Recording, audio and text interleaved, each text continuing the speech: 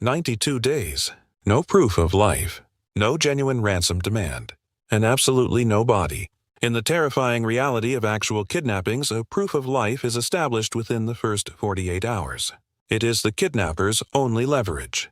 Yet, 92 long days have passed in absolute, freezing silence. Nancy Guthrie vanished from her home on what her neighbors described as an entirely ordinary morning. No one heard a struggle. No one heard a single scream pierce the quiet neighborhood air. No suspicious vehicles were seen speeding away from her driveway. One moment she was simply standing inside her home. The next she was gone.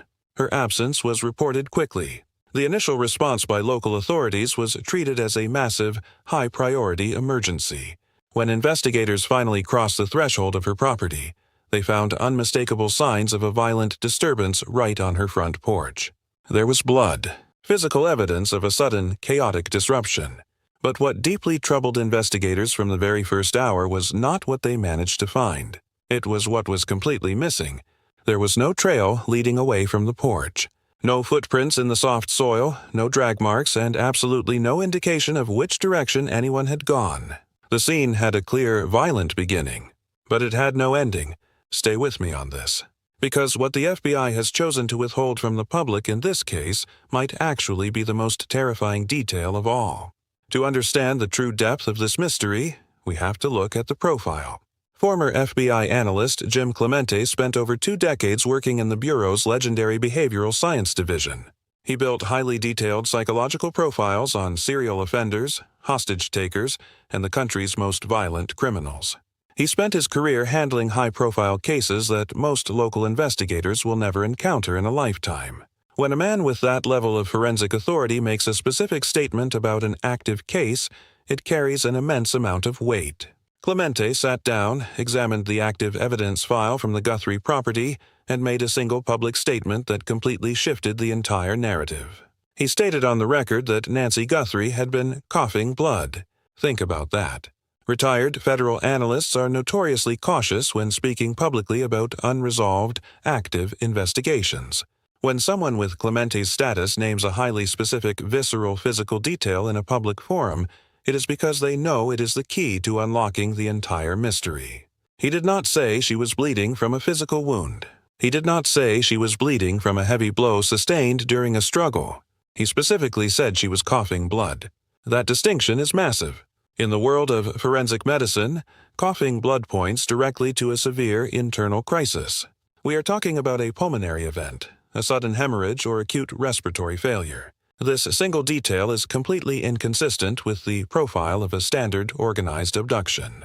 It suggests that Nancy may have already been in the middle of a life-threatening medical emergency before or during whatever happened on that front porch. Medical experts who have analyzed this specific forensic detail note that this type of bleeding in a person of Nancy's age points to serious underlying medical conditions. Any of those conditions would make the physical demands of being abducted and transported exponentially more complicated. Moving a person in the middle of an acute pulmonary crisis without immediate advanced medical intervention is incredibly risky. Leaving them without specialized care for any extended period of time is almost certainly fatal. If Nancy was already in a state of advanced medical distress, the entire kidnapping theory completely collapses. The critical window for transport, concealment, maintaining life, and initiating negotiations would have been impossibly narrow. In fact, it may have already been closed before she ever left the property. This single medical reality completely rewrites every single assumption the police used to build this case. But the story gets even more disturbing when you look at the actual ransom demands. Demands did eventually come in, multiple times. But here is the catch. Every single one of those demands turned out to be a complete and total fraud. They did not come from a captor. They did not come from anyone who actually had Nancy. They came from opportunistic predators. These were digital scammers who saw a missing woman dominating the national news cycle and decided to cash in on a family's absolute worst nightmare. First, the media outlet TMZ received anonymous, highly encrypted messages demanding massive cryptocurrency payments. Specifically, they wanted Bitcoin. But the sources were completely unverified, the details in the messages were incredibly vague, and federal cyber units quickly exposed them as fraudulent. None of those digital breadcrumbs could be traced to anyone with actual knowledge of Nancy's physical location. Then, a man named Derek Colella entered the picture. Colella was tracked down and arrested after sending highly specific, fabricated ransom texts directly to those connected to the case. Just like the anonymous tips, he demanded vast sums of Bitcoin. But federal investigators quickly proved he had constructed the entire demand on his own phone. He had absolutely no connection to any captor. He had zero knowledge of where Nancy was. He was simply a predator who saw a high-profile tragedy in the headlines and tried to exploit a grieving family for a quick payout. Think about the sheer statistics of this. 2 entirely separate fraud operations, occurring in the exact same critical window, both demanding cryptocurrency. And neither of them had any connection to a single person who actually knew what happened to Nancy. In the entire history of documented high-profile kidnapping cases, there is virtually no precedent for this. There is no other case where every single ransom communication turned out to be completely unrelated to the actual perpetrator. When a criminal takes a human being for financial gain, they must make contact. They have to. The basic economics of kidnapping demand communication. An abductor who remains completely silent, who never demands a single dollar, is not a kidnapper. They are something else entirely. Let that sink in. 92 days have passed. Not one single verified, credible piece of communication has ever reached investigators or the family from an actual captor. Every single lead that resembled a demand was nothing but a cruel fabrication. If someone genuinely took Nancy for money, they never once attempted to collect it. They never proved they had her. They never even tried to talk. Do you believe Nancy Guthrie is still alive right now? Take a moment to think about your answer. Because what we are about to look at next is going to challenge everything you think you know about this case. Forensic experts who have spent hours reviewing the public evidence files point to 2 distinct possibilities at opposite ends of the spectrum. The first possibility is that the entire crime scene was staged. In forensic science, a staged scene is not a conspiracy theory. It is an official scientific classification applied when physical evidence has been deliberately arranged to support a specific, false narrative. In this case, the narrative of a sudden, violent abduction that may have never actually happened that way. Staging a scene does not require a highly sophisticated criminal network. It doesn't even require multiple people. A single individual with a basic understanding of how police officers read physical evidence can construct a highly convincing struggle in less than 30 minutes. So, what triggered the staging red flags at the Guthrie property? It is the sheer, glaring absence of evidence. There are no eyewitnesses to a struggle on a busy morning. There are no verifiable sightings of Nancy anywhere in the state after her disappearance. And most importantly, there is absolutely no transfer evidence. There is no directional physical trail showing a human being being dragged or carried away from that porch. Crime scene reconstruction experts refer to this phenomenon as negative space. It is the critical physical evidence that absolutely should exist in a real scenario, but simply is not there. The porch said something violent happened, but the ground surrounding it said absolutely nothing. The second theory is equally dark. It suggests that an unknown event escalated to a fatal outcome before any kind of negotiation could even be considered. Under this theory, whoever was involved in Nancy's disappearance never had any intention of asking for a ransom. There was never going to be an exchange. Nancy may have been gone before a single demand could even be drafted in a text message. Think about the physical elements. The fresh blood on the porch. The coughing. The total, haunting silence that is stretched across 3 long months. Under this specific scenario, the 92 days of silence make perfect sense. You do not negotiate for someone you cannot return. These 2 forensic theories are completely mutually exclusive. In one scenario, Nancy might still be out there, alive, and the kidnapping narrative was constructed as a brilliant cover story. In the other scenario, she was gone almost immediately, and every single day of search efforts has been nothing but a form of incredibly cruel theater. What makes this entire case uniquely frustrating for the public is the FBI's posture. They have been remarkably, historically quiet.